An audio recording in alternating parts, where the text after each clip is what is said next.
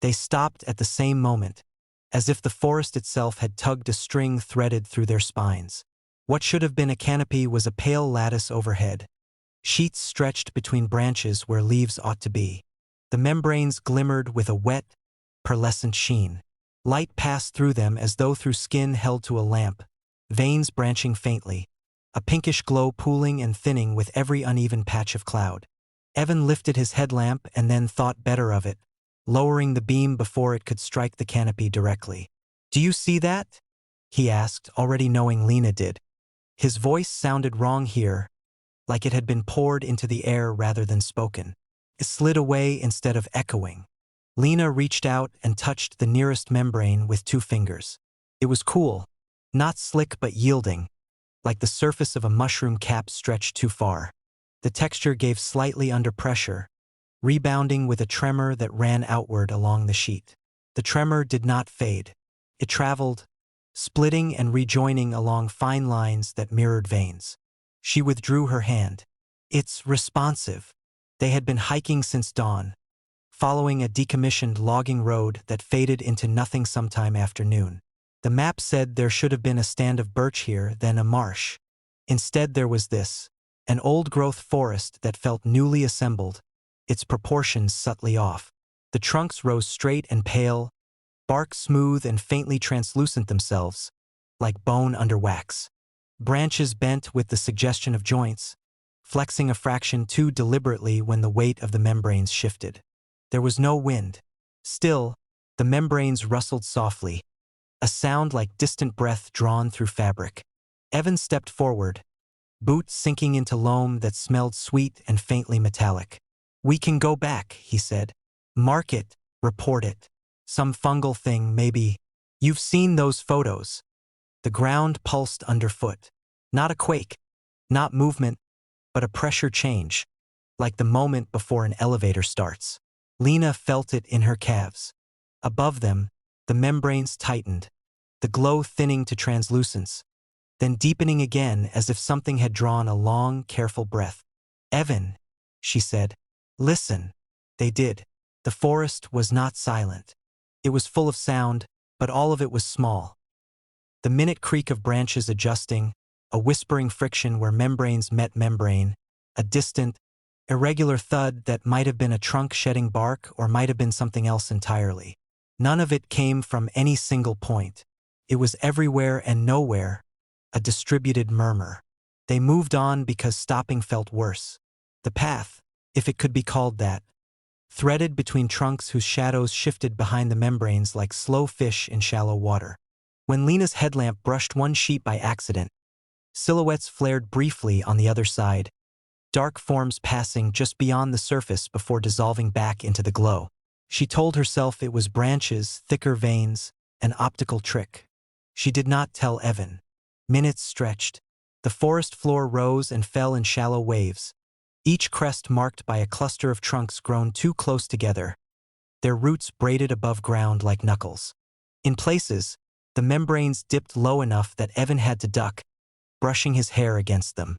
Each contact set off a faint shiver that traveled up into the canopy, returning moments later as a soft tightening around their shoulders, a subtle narrowing of space.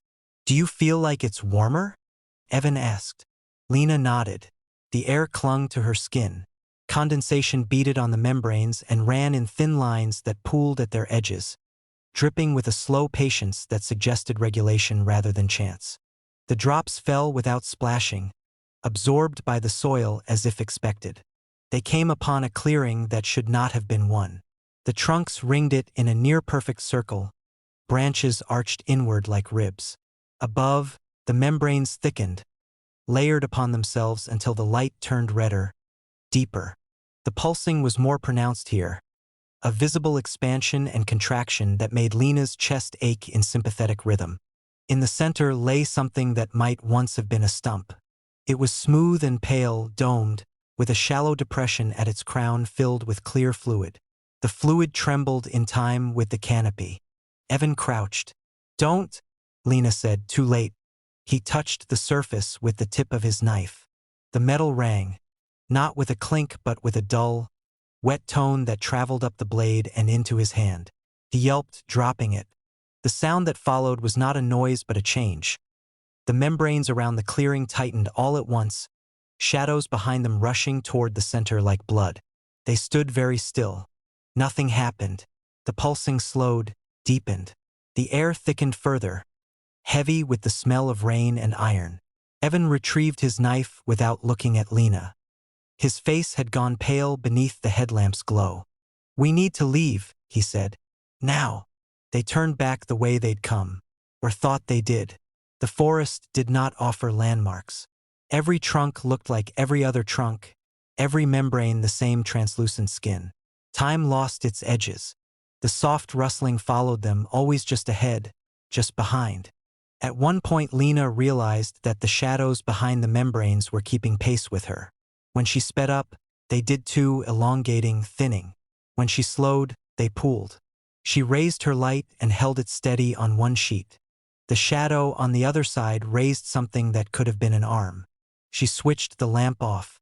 In the darkness, the membranes glowed faintly, their veins a map of dim stars. The pulsing became undeniable now, a slow, coordinated swell that lifted and lowered the entire forest by a fraction of an inch. Branches bent, not randomly, but in sequence like joints flexing along a spine. Evan grabbed her wrist. His palm was slick. "I think it's all one thing," he whispered. She knew what he meant. The realization had been building since the first touch. The membranes were not leaves, not growths, not parasites. They were interfaces. Every trunk, every branch, every sheet was part of a single vast organism spread thin across acres, sensing through tension and light and pressure, watching not with eyes but with gradients, with shifts in flow. As if in response to the thought, the pulsing changed. It quickened, aligning with Lena's heartbeat until she could not tell which rhythm was hers. Her chest felt constrained, as though the air itself were pressing back when she inhaled. They broke into a run.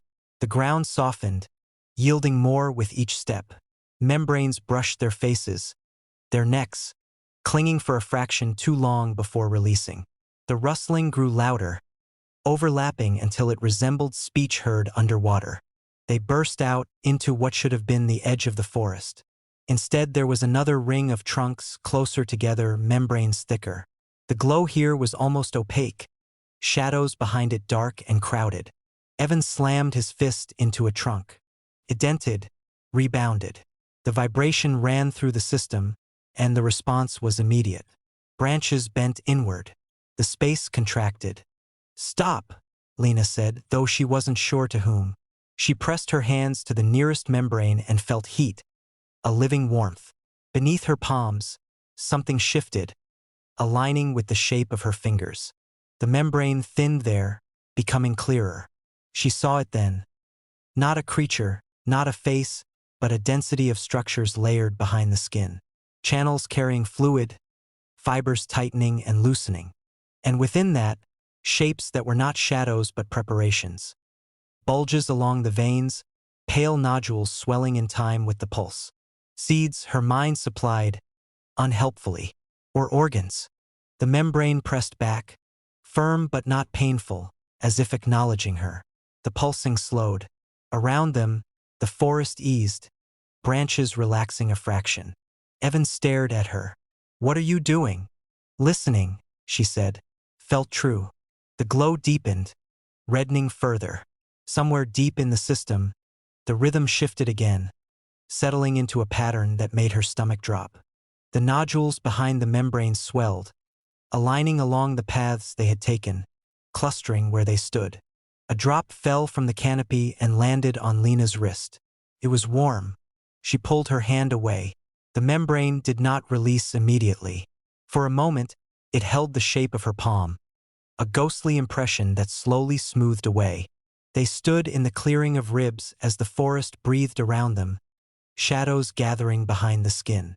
The pulsing grew stronger, purposeful now, like a body preparing for exertion. "Lena," Evan said, "whatever it is, it knows us." She nodded. The realization had already settled, heavy and certain. The membranes were not hiding something inside the forest. They were hiding it from something else. And whatever they were preparing, Those swelling forms, that tightening of space, was not meant for the soil. Above them, the translucent canopy thickened, light dimming to a deep, anticipatory red, as if the forest were closing its eyes to focus on what came next. The mist still clung low to the ground, a pale skin pulled tight between the trees. Dawn had arrived without color, just a gradual thinning of dark into gray, the forest holding its breath as if waiting to see what would move first. Everything was wet. Needles bowed under beads of water. Ferns sagged. The air tasted cold and metallic, and each breath came out shallow, careful, as though sound itself might disturb something fragile. The handprint sat on the side of the tent, perfectly dry. Mara noticed it before she fully woke, the way the mind registers a wrongness before it understands what it's seeing. She lay still inside her sleeping bag, listening to the muted quiet, to the slow drip of condensation sliding down the tent fly. A drop fell from the mesh seam above her head and landed on her cheek. Cold. Real. The handprint was at eye level. She pushed herself up, fabric whispering softly as she moved. Dew coated the tent wall everywhere except that one place. The nylon there was matte, untouched by moisture. The shape pressed in with unsettling clarity. Long fingers splayed wide, the palm too broad. The thumb sat at an angle that made her frown. It wasn't wrong enough to be inhuman. It was worse than that. It was almost right. "Miles," she whispered. He stirred beside her, groaning softly, then went still when he saw where she was looking. Outside, the forest remained silent, a heavy, muffled silence that swallowed the sound of his breath. "Did you?" he began, then stopped. There was no condensation disturbed inside the tent. No smears, no dampness transferred from sleeping bags or clothes. The handprint wasn't mirrored on the interior wall. "It's dry," Mara said. Her voice sounded too loud. She lowered it instinctively. "Everything else is soaked." Miles leaned closer, not touching it. "That's not where you'd put your hand," he said after a moment. "Not unless you were standing." "And close," Mara added. The print was positioned as if whoever or whatever had pressed it had been inches from her face. They unzipped the tent slowly. The zipper sounded like tearing fabric in the quiet. Cold mist slipped inside immediately, curling around their ankles, dampening the edges of their sleeping bags. Outside, the ground was dark and slick, every exposed surface gleaming faintly. Their campsite looked abandoned, as though they'd stepped into it after weeks of rain rather than a single night. Except for the place beneath the handprint. The soil there was disturbed.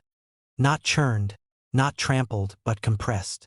A shallow depression, shaped like a foot that had shifted weight, toes digging in just enough to leave an impression before withdrawing. Nearby, the pine needles lay bent in the same direction, pressed flat and still wet, as if something had stood there long enough to make itself comfortable. Miles crouched, his boots squelching softly. "There's more," he said. Around the tent, faint impressions marked the ground. Not clear footprints, just irregular ovals where dew had been displaced, moisture pressed into earth. They formed a loose arc around the tent, evenly spaced. Watching distance, no tracks led in.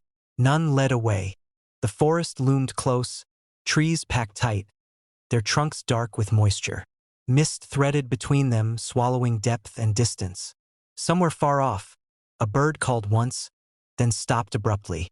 The sound seemed to sink into the fog rather than carry. Mara wrapped her jacket tighter around herself. The fabric was damp, clammy against her skin. "Nothing touched the zipper," she said. "Nothing brushed the guy lines. Just that." Miles stood, scanning the trees. "Maybe someone passed through early," he said, but there was no conviction in it. The road was miles back. No trail marked this spot. They had chosen it because it felt empty. A drop of water fell from a branch overhead and struck the handprint. It beaded, rolled, and stopped at the edge, refusing to cross onto the dry fabric. The boundary was sharp. They packed in silence, every sound amplified. The snap of buckles, the rustle of damp nylon, the soft thud of gear placed too carefully on the ground. The mist thickened as the light grew, turning the world into a narrow bubble around them. Mara kept glancing at the handprint, half expecting it to fade now that the sun was rising. Didn't. When Miles pulled the tent stakes free, one resisted. He tugged harder, then froze. These were pushed deeper, he said. Then I remember. Mara swallowed. Deeper meant pressure. Deliberate force applied downward, close to the tent wall, close to her head. They lifted the tent together. The underside was wet, heavy with dew except for one place. The handprint was there too, pressed into the fabric from the outside, dry on both sides, as though moisture had been held at bay by warmth or something else entirely. Miles stared at it. That's not possible. Mara didn't answer. She was looking at the size of it now, really looking. The span of the fingers was too wide for either of them. The palm too long. The pressure pattern uneven, heavier at the fingertips than the heel, as if the hand had been braced there for a while. Leaning. Listening. The forest shifted. Not movement exactly, just a subtle change in the way sound behaved.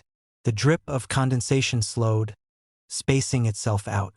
The mist thinned near the ground, revealing more of the impressions circling the campsite. Some were closer than she'd thought. One sat just inches from where her head had rested. Mara's chest tightened. Miles, she said quietly. Do you remember waking up at all last night? He shook his head. You? No, she hesitated. But I dreamed someone was standing over us. I thought it was you, getting up. I remember. Not opening my eyes. Miles closed his mouth slowly.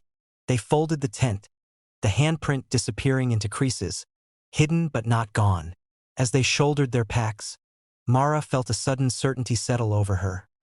Not panic, not fear, but something colder and more deliberate. The handprint wasn't a threat. It was a mark. Whatever had stood there hadn't needed to get inside. It hadn't needed to touch them at all.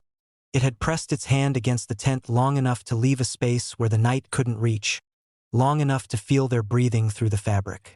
A message not of presence, but of restraint. As they walked away, the mist closed behind them, and the forest returned to its careful silence, holding what it knew and waiting for the next dawn to leave another sign.